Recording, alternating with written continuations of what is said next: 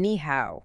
To all our Chinese listeners tuning in today, we are dedicating this deep dive entirely to you. We really are. Yes, and it's a massive topic, so please do not hesitate to comment below with your feedback and thoughts.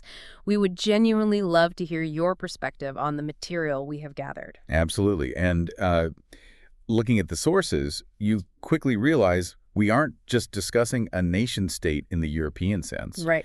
We are dealing with a civilizational state. I mean, the sheer scale is the first thing that hits you. 9.6 million square kilometers. Stretching all the way from the Himalayan peaks right down to the subtropical coasts. It is vast. Quite.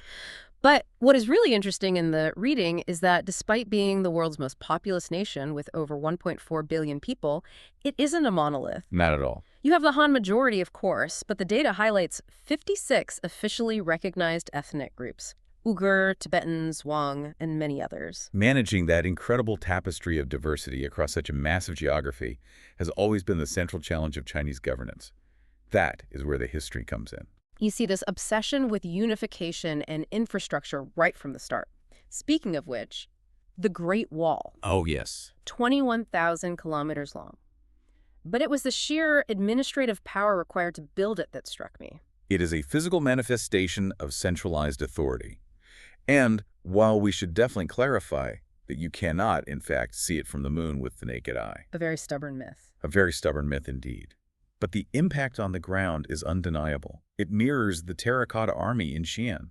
Thousands of unique soldiers guarding the first emperor. It is a statement about order and hierarchy that persists into the afterlife. And that order is maintained by something even more durable than stone walls, the language. Yes, the sources highlight a continuous written tradition spanning 3,000 years.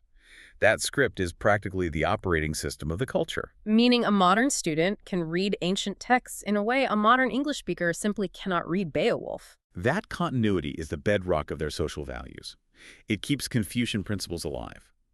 Specifically, the respect for elders and the prioritization of collective harmony over individual desire. You see that collective mindset most clearly in the Lunar New Year.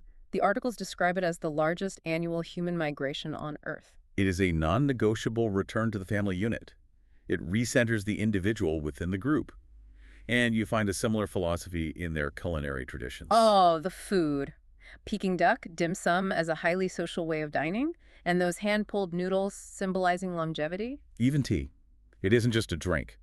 It is a ritual of hospitality and mindfulness. It forces you to slow down. Which provides a rather stark contrast to how the rest of the country seems to be moving. At light speed. Exactly. The sources paint this vivid picture of contrast. You have the timeless Karsten Mountains of Guilin and the historic Forbidden City sitting in the same country as the futuristic skyline of Shanghai. That is the paradox of modern China. They built the world's largest high-speed rail network in just over a decade. It connects that futuristic skyline to the ancient interior.